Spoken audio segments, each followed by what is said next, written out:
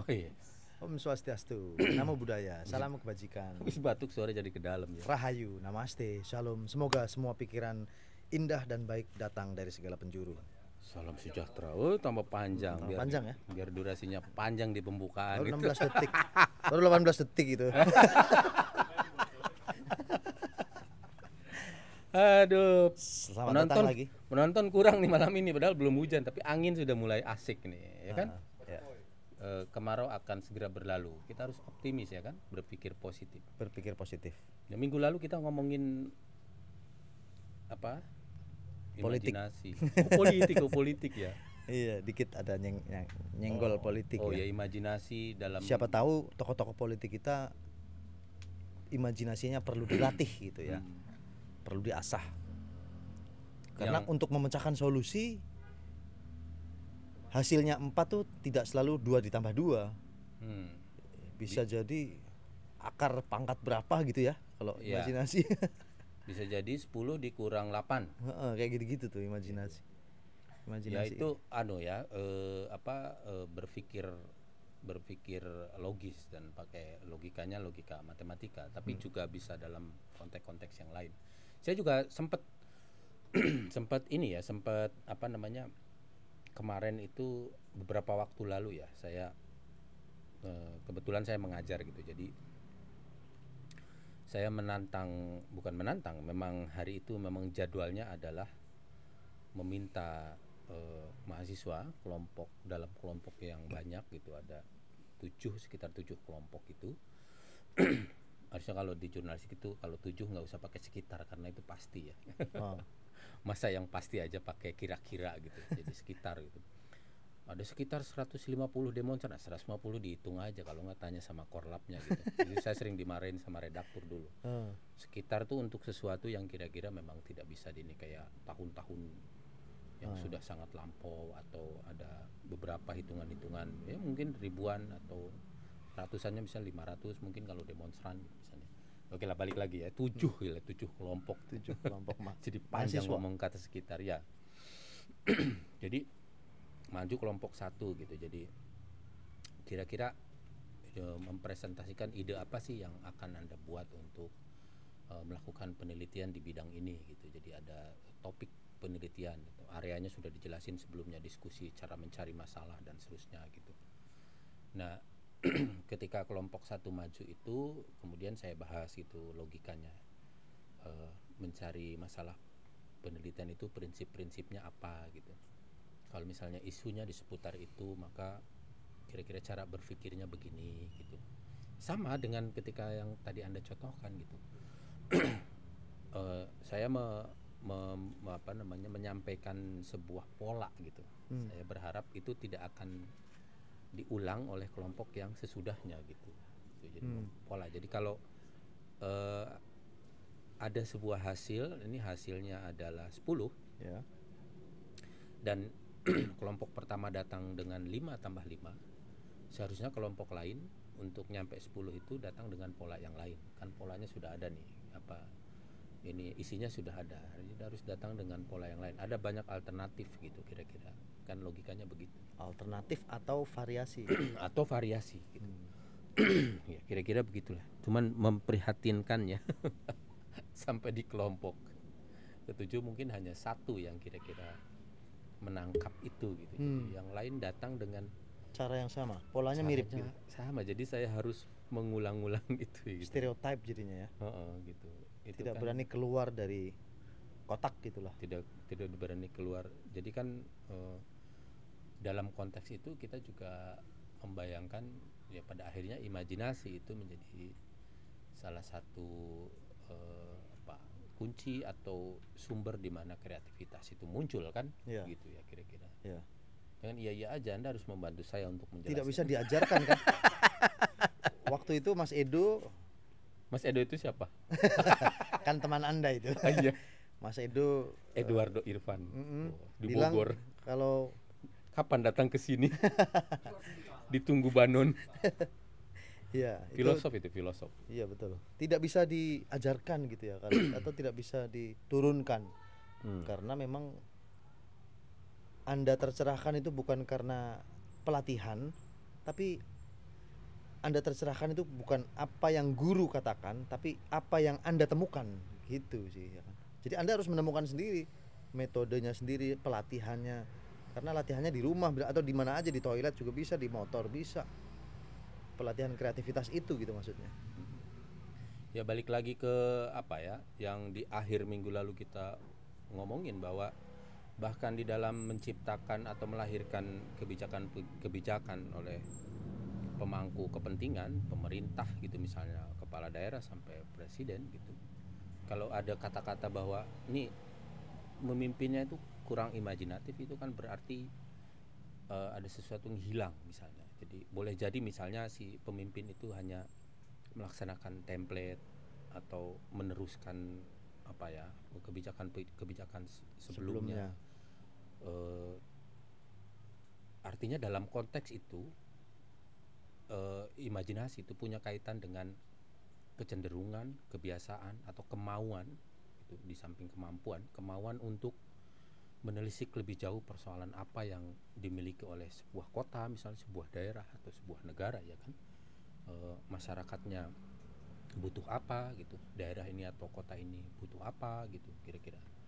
Lalu bisa nggak ini diwujudkan, benturannya apa, benturannya misalnya peraturan, tapi kan karena ini kebaikan itu kan bisa itu kan bikinan manusia juga, bikinan orang-orang, bikinan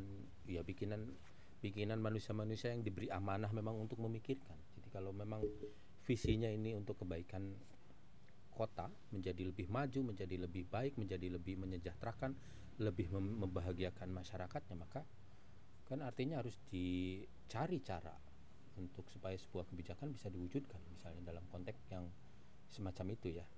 Kita kan bisa melihat itu dengan membandingkan gitu, para pemimpin di daerah misalnya di Indonesia, di kabupaten atau di kota, di provinsi gitu. Ada provinsi-provinsi yang tingkat kemajuannya yang memang menonjol gitu, paling tidak secara apa ya, secara lahiriah atau secara konkret dia misalnya mendapat penghargaan menjadi kota terbaik di bidang apa gitu misalnya. Ada inovasi yang diwujudkan ya gitu kira-kira, dan itu memang punya kaitan dengan apa, kemampuan kreatif orang itu ya, di samping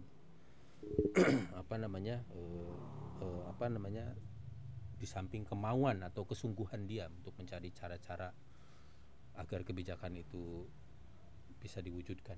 Ini gue jadi ngomong politik ya. Iya, tapi kreatif itu kan hubungannya, pemimpin-pemimpin ini harus berani dianggap gila sih, atau berpikir out of the box. Itu kan namanya juga imajinatif ya. Ya memang awalnya dipikir gila, kayak misal belusukan kayak, atau kan dulu jarang mungkin, atau mungkin udah tapi jarang ya. Atau misalkan ide-ide seperti apa ya kira-kira, misalkan pemimpin kalau imajinatif gitu. Ya kita bisa lihat ya, misalnya kalau kita lihat tokoh-tokoh populer lah ya, lepas dari apa polemik atau perdebatan terkait dengan personal branding mereka, upaya-upaya mencitrakan diri dan seterusnya, tapi kerja-kerja yang dilakukan Kang Emil misalnya, Ridwan Kamil di Jawa Barat gitu, itu kan dalam beberapa hal ya konkret menggambarkan bagaimana imajinasi itu berperan di dalam dia menemukan atau mempraktikkan atau apa ya namanya, merealisasikan kebijakan-kebijakan yang bersifat contohnya Kang ya. Saya nggak ngikutin banget sih. Untungnya ya, beliau belum jadi capres ya, jadi kita nggak belum jadi capres juga nggak apa-apa sih. Kita toh tetap memang nggak ada yang bayar gitu. Iya. Ya kita objektif saja gitu. Ya, lepas dari kekurangan dan kelebihannya lah ya. Maksudnya dalam konteks citra politik tadi ada kritik-kritik, saya juga tidak terlalu mengerti amat ya Pak Banon. Tetapi kan paling tidak kalau kita perhatikan dia melihat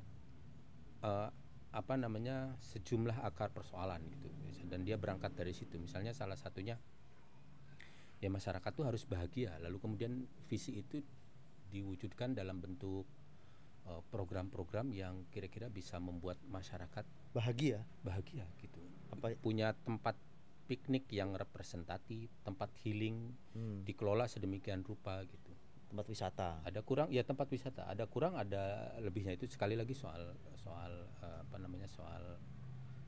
biasalah ada pro kontra kebijakan ya gitu. Kita boleh setuju dan tidak setuju terhadap hasilnya, tetapi kan kelihatan perjalanannya bagaimana dia banyak ya tempat-tempat di Jawa Barat itu seingat saya menjadi jauh lebih baik, mungkin masyarakatnya jauh lebih senang. Di samping itu kan biasanya punya efek domino juga, efek ke perekonomian dan seterusnya, pariwisata jadi bagus. Pariwisata. Gitu. Tapi visinya itu kelihatan. Saya kira di daerah-daerah lain kepala-kepala pemerintahan daerah lain juga banyak yang melakukan hal yang sama. Gitu. Kalau nggak apa-apa juga mencontek sih.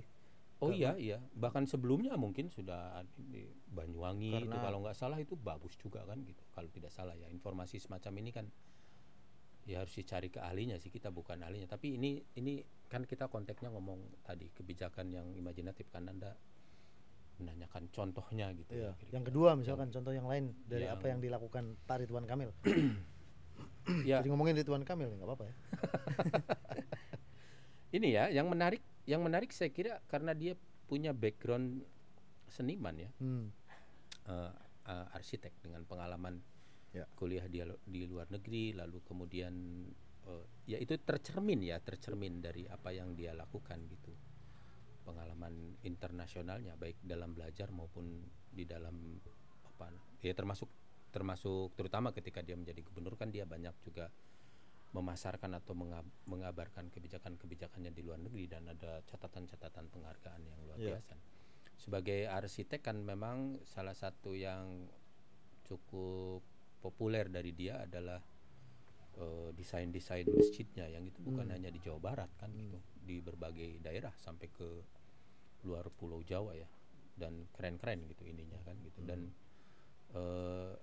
akhirnya mungkin dari perjalanan dan pengalamannya itu dia bisa menemukan termasuk interaksinya atau pengalaman dia di luar negeri itu, mungkin dia bisa menemukan apa sih sebenarnya persoalan penting yang harus difikirkan atau menjadi perhatian kebutuhan masyarakat gitu. Pada umumnya gitu. Tadi itu dengan kata kunci membuat masyarakat lebih bahagia. Sebenarnya kan kalau dalam bahasa yang lebih teknisnya kan ya masyarakat harus sejahtera lah ya gitu. Kalau sejahtera dia bahagia, tapi kan itu terlalu abstrak gitulah ya, mungkin bahagia juga abstrak sih sebenarnya. Tapi kan paling tidak ketika menemukan apa yang dibutuhkan lalu itu kan akan mempengaruhi dia untuk memikirkan apa yang harus didahulukan, kebijakan apa yang kita bikin, inovasi harus sampai kemana dan seterusnya. Sisanya adalah soal mengkomunikasikan itu kepada publik lah, kira-kira begitu ya. Bagi saya itu adalah memang mau tidak mau itu adalah kerja-kerja yang punya aspek imajinasi, kerja-kerja imajinatif gitu. Kalau kita menyebut itu kan mau tidak mau kita akan punya imajinasi juga dalam bentuk perbandingan gitu dengan daerah-daerah lain gitu. Ya, gitu. Mungkin ada banyak, pasti ada lah, bukan mungkin. Pasti ada juga daerah-daerah lain yang melakukan hal yang sama dan masyarakatnya menerimanya sebagai tapi mungkin brandingnya kurang gitu misalnya. Tapi itu persoalan yang lain saya kira. Tapi itu sebagai contoh kan kita harus melihat yang nyata gitu, yang terpapar ke kita kan. Atau di sisi lain juga kita bisa melihat fakta-fakta di mana ada juga daerah kok gitu-gitu aja ya, dia 10 tahun gitu memimpin. Kan ada yang 10 tahun ya, 10 tahun misalnya, jadi 2 periode dia menang, tapi kita sendiri sebagai masyarakat melihatnya gitu ngerasain kok ini begini-begini aja ya gitu. Dan cara sederhana untuk mengatakannya ini kayak kurang imajinatif nih orang gitu misalnya. Bukan tidak peduli kan akhirnya gitu. Pada akhirnya kita bisa bilang bahwa ya kalau klaim sederhana yang bentuknya tuduhan buruknya kan, orang ini nggak peduli sama masyarakatnya, mementingkan diri sendiri gitu. Masyarakat fasilitas umum kok begini-begini aja dan seterusnya gitu misalnya ya.